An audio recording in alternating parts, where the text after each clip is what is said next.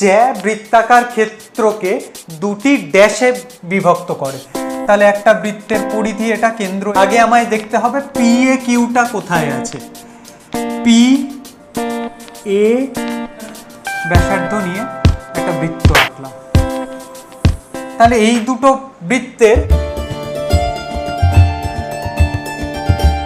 Hello everyone, সবাই ভালো আছিস নিশ্চয়ই। আমাদের সংকল্প সিরিজ চলছে। সংকল্প কি? সংকল্প মাধ্যমিকে 100%। এটা যেন ভুলে না যাই, আমি বারবার বলছি। এইটাকে আমরা পড়ার টেবিলে রেখে দেব, যে যেখানে পড়ি এইটা বারবার দেখব, আমার মনের মধ্যে তৈরি হবে বিশ্বাস। এই 100% আমায় পেতেই হবে। এত সহজ করে আমরা যখন অঙ্ক বুঝছি, আরও সহজ হবে, আরও প্র্যাকটিস করব। আমরা দুটো অধ্যায় পুরো একদম শেষ করে দিয়েছি, ধ্বংস করে দিয়েছি। আমরা চলে এসেছি এখন তৃতীয় অধ্যায়, বৃত্ত সম্পর্কিত উপপাদ্য। তার ক্লাস 1 আমার হয়ে গেছে, যেটা কনসেপ্ট, বৃত্ত কাকে বলে, তার অংশগুলো কি কি। পরে আরও কিছু উপপাদ্যের প্রমাণ আমরা নিজেদের মতো করে করব, বইয়ের অংশটাকে মডিফাই করে, সেটাই আসব। আজকে এই কনসেপ্টের উপরে ভিত্তি করে আমাদের প্রথম কোষে দেখি হবে 3.1।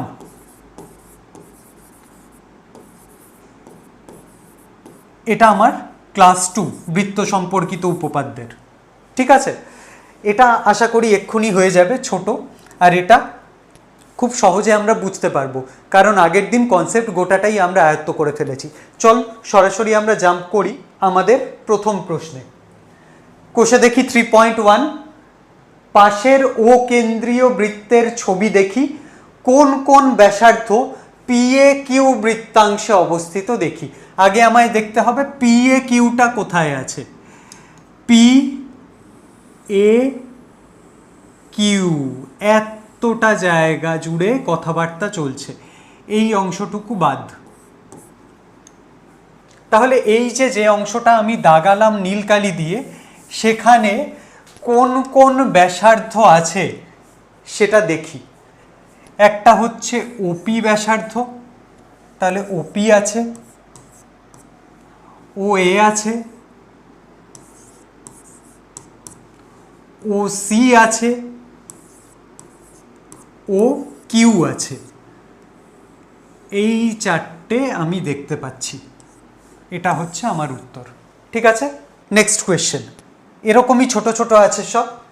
নিচের ফাঁকা জায়গাগুলোতে বুঝে লিখি। একটি বৃত্তে ড্যাশ বিন্দু আছে। একটা বৃত্ত মানে তাতে একটা কেন্দ্র আছে আর গাদাগুচ্ছের কোটি কোটি কোটি কোটি বাইরের বিন্দু আছে এই রেখাটা বরাবর। তাহলে এখানে আমি যদি গোটা বৃত্তের বিন্দু সংখ্যা লিখতে চাই, তাহলে আমায় লিখতে হবে অসংখ্য বিন্দু আছে, ঠিক আছে। তাহলে 2-এর 1 হলো। নেক্সট, বৃত্তের বৃহত্তম জ্যা। এটা আগের দিন একদম গলা ফাটিয়ে চিৎকার করা হয়েছে। বৃত্তের বৃহত্তম জ্যা কি? তার ব্যাস, যে কেন্দ্র হয়ে পাস করে। এমনি সময় জ্যা, আমরা সাধারণ জ্যা টানলে সেটা পরিধির যে কোনো দুটো পয়েন্টকে কানেক্ট করিয়ে দিলেই হলো। আর তাকে যদি কেন্দ্র দিয়ে পাস করিয়ে দেওয়া হয়, তাহলে সেটা হয়ে যাবে বৃহত্তম জ্যা, যেটা হচ্ছে আমার বৃত্তের ব্যাস। তাহলে এইটার উত্তর হচ্ছে বৃত্তের ব্যাস 2.2। 2-এর 3 কি? জ্যা বৃত্তাকার ক্ষেত্রকে দুটি ড্যাশে বিভক্ত করে। তাহলে একটা বৃত্তের পরিধি এটা, কেন্দ্র এটা, একটা জ্যা টানলাম, সে দুটো কিসে ভাগ করলো মনে পড়ে? বৃত্তাংশ। এটাকে কি বলছে? অধিবৃত্তাংশ। আর নিচেরটাকে কি বলছে? উপবৃত্তাংশ। যদি বলে কিসে ভাগ করে, আমরা বলবো বৃত্তাংশে ভাগ করে, ঠিক আছে। চলো নেক্সট, বৃত্তের সকল ব্যাস ড্যাশ বিন্দুগামী। ব্যাস হতে গেলে তার একটাই ক্রাইটেরিয়া, তাকে কেন্দ্র হয়ে পাস করতে হবে। পরিধির দুটো পয়েন্ট তো আছেই, কেন্দ্র হয়ে পাস করতে হবে। তাহলে কোন বিন্দু দিয়ে যাবেই যাবে? কেন্দ্রবিন্দু দিয়ে। তাহলে কেন্দ্রবিন্দুগামী হতেই হবে।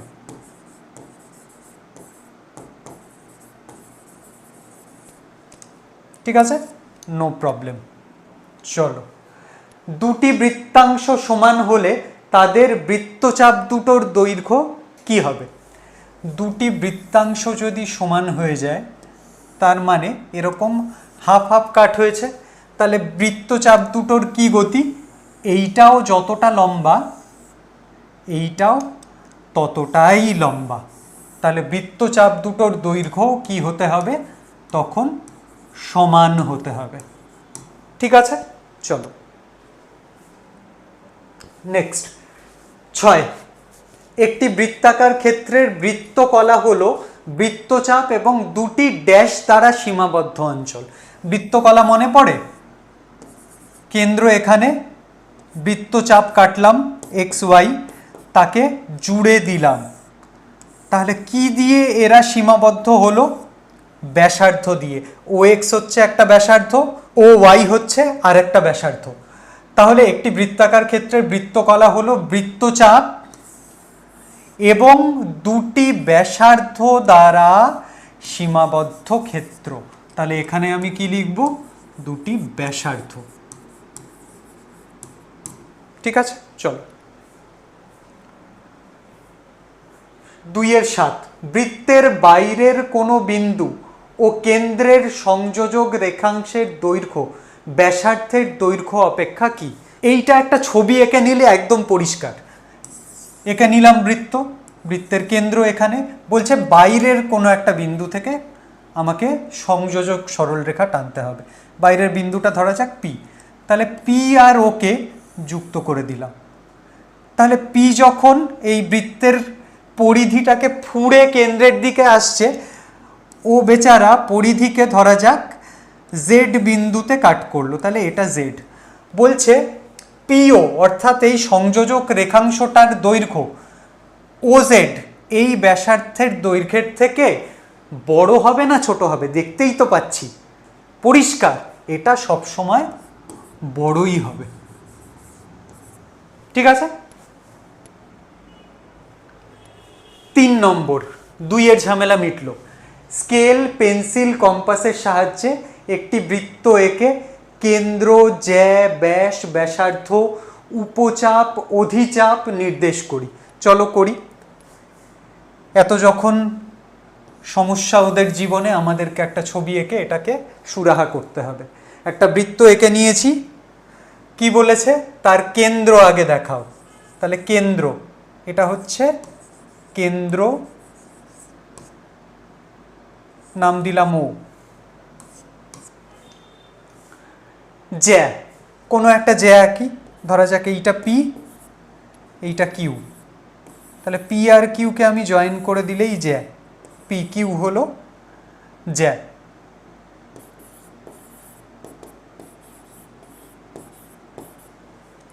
ব্যাস, একটা ব্যাস আঁকি,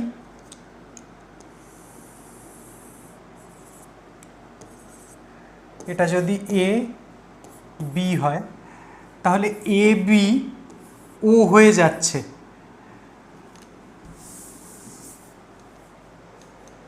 তাহলে এটা যদি এ, এটা যদি বি হয়, এ বি রেখাংশটা হচ্ছে আমার বৃত্তটার ব্যাস।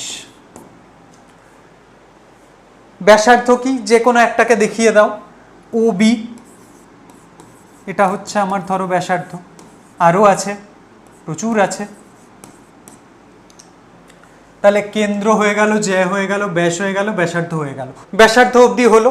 এইবারে আসে উপচাপ আর অধিচাপ। দেখো, এই যে আমি পি আর কিউ দুটো পয়েন্ট পেয়েছিলাম বৃত্তের উপর, তাদের যদি আমি এই বক্ররেখা বরাবর যেতাম, তাহলে এই ছোট্ট বক্ররেখাটাকে বৃত্তচাপ বলতাম। এখানে একটা জিনিস লক্ষ্য করার আছে, তুমি যদি এই পরিধি বরাবর এই পয়েন্ট থেকে এই পয়েন্টে যাও, তোমার হাতে কিন্তু দুটো রাস্তা। তুমি এই ছোট রাস্তা দিয়েও যেতে পারো, আবার এই মেন রোড দিয়ে ঘুরেও যেতে পারো। এটাও পি কিউ, ওটাও পি কিউ। তাহলে আলাদা করব কি করে? আমি মাঝখানে একটা অন্য পয়েন্ট নেব, ধরা যাক এটা জেড, আর এখানে একটা আই।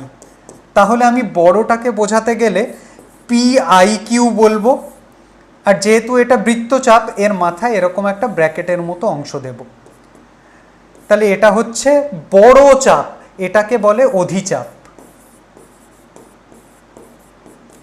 আর ছোট রাস্তা পি জেড কিউ, এটারও মাথায় এরকম ব্র্যাকেটের মতো দিলাম কারণ এটাও বৃত্তচাপ।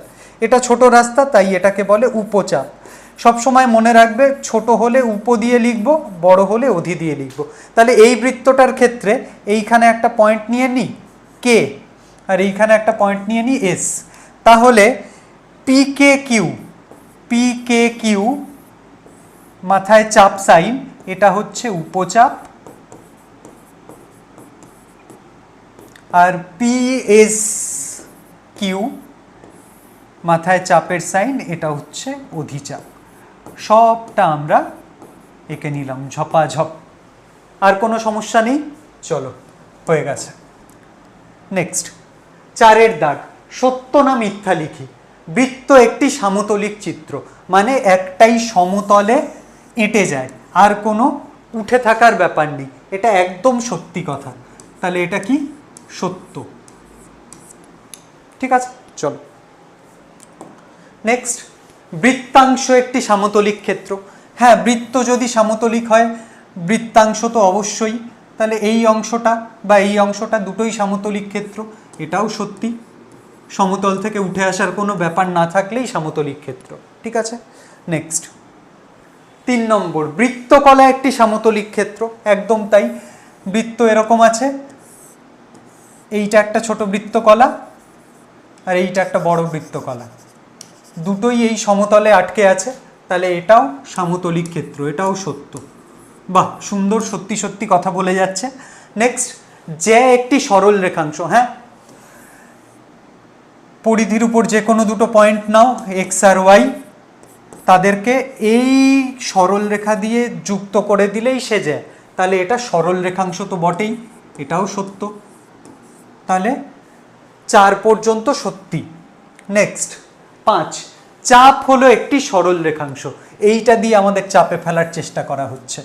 চাপ মোটেই সরল রেখাংশ না। পরিধির উপরে এই দুটো পয়েন্টকে আমি যখন এই বক্ররেখা বরাবরই অ্যাপ্রোচ করি তখনই তাদের চাপ বলে। তাহলে এ তো সরল রেখা হলো না, এ বক্ররেখা, তার মানে এটা সর্বৈব মিথ্যে কথা, তাহলে মিথ্যা। 5এরটা মিথ্যা। নেক্সট, একটি বৃত্তে সসীম সংখ্যক একই দৈর্ঘ্যের জ্যা আছে। না, এটা ভালো প্রশ্ন। একটা বৃত্তের তোর মনে হলো এই রকম একটা জ্যা আঁকবি, খুব ভালো কথা, তার নাম দিলি পি কিউ।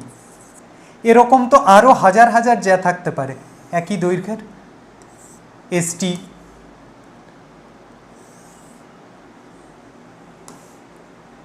পিজেড, আবার এই পয়েন্ট থেকেও আমি টানতে পারি কে আই, এই পয়েন্ট থেকেও টানতে পারি এ বি, কোনো শেষ নেই, আরও হাজার হাজার জায়গা থেকে আমি টানতে পারি। তাহলে এইটা মিথ্যে কথা বলেছে, সসীম সংখ্যক না, অসীম সংখ্যক টানা যাবে। 6 হয়ে গেল। 7, একটি নির্দিষ্ট বিন্দুকে কেন্দ্র করে একটি বৃত্ত আঁকা সম্ভব। না, এইটাও ভুল কথা। কেন্দ্র এটা, পরিধি আমি এইটুকু আঁকতে পারি, এর বাইরেও আঁকতে পারি, তার বাইরে আরও বড় পরিধি আঁকতে পারি, আরও বড় পরিধি আঁকতে পারি। তাহলে একটা বিন্দুকে কেন্দ্র করে একটাই বৃত্ত আঁকা যাবে, কে বলেছে? মিথ্যে কথা। এরকম হাজার হাজার কোটি কোটি বৃত্ত আঁকা যায়। এই তো মাঝখানে যেগুলো আঁকিনি, এগুলো যদি আমি এরকম করতে থাকি, তোরা সিডি দেখেছিস, ডিভিডি প্লেয়ার, সে পুরনো, তার মধ্যিখানটায় যদি অ্যানালাইজ করিস দেখবি এরকম পরপর পরপর প্রচুর বৃত্ত রয়েছে। এদেরকে কি বলে জানিস? সমকেন্দ্রিক বৃত্ত। সমকেন্দ্রিক বৃত্ত, কারণ কেন্দ্রটা সমান। তাহলে একটি নির্দিষ্ট বিন্দুকে কেন্দ্র করে একটি বৃত্ত আঁকা সম্ভব, এটা খুবই ভুল কথা, তাহলে এটা মিথ্যা। ঠিক আছে, চলো। দুটি সর্বসম বৃত্তের ব্যাসার্ধের দৈর্ঘ্য সমান। সর্বসম বৃত্ত কাকে বলে? কোনো একটা বৃত্ত আছে, তার কেন্দ্র হচ্ছে ও, তার এখান থেকে 5 সেন্টিমিটারের ব্যাসার্ধ নিয়ে আমি একটা বৃত্ত আঁকলাম। আবার এখানে একটা পয়েন্ট আছে জেড, তারও এখান থেকে আমি 5 সেন্টিমিটার ব্যাসার্ধ নিয়ে একটা বৃত্ত আঁকলাম। তাহলে এই দুটো বৃত্তের পুরো ডিজাইন সেম, সব কিছু সেম, একদম জেরক্স কপি, শুধু কেন্দ্রটার নাম হচ্ছে এখানে ও, এখানে হচ্ছে জেড, বাকি সাইজ সেম। তার মানে পুরো জেরক্স কপি যখন, এদেরকেই বলবো সর্বসম বৃত্ত। তাহলে এদের সব কিছুই সেম। এখানে বলেছে দুটো সর্বসম বৃত্তের ব্যাসার্ধের দৈর্ঘ্য সমান, ব্যাসার্ধ তো অবশ্যই সমান, তাহলে এটা একদম খাঁটি সত্য কথা। এরই সাথে আমাদের 3.1 কোষে দেখি শেষ। খুব সহজে, খুব ছোট একটা অনুশীলনী আমরা শেষ করে ফেললাম একটা মাত্র ক্লাসে। এরপরে আমরা করব উপপাদ্য দুটোকে নিজে হাতে প্রমাণ, তারপরে আমরা কোষে দেখি 3.2-তে যাব। তোরা খুব ভালো করে প্র্যাকটিস করতে থাক, কনসেপ্ট একদম ধোঁয়া হয়ে গেছে আমি জানি, দুর্দান্ত বুঝছিস। কমেন্টে জানাস কেমন লাগছে ক্লাস। ভালো থাকিস।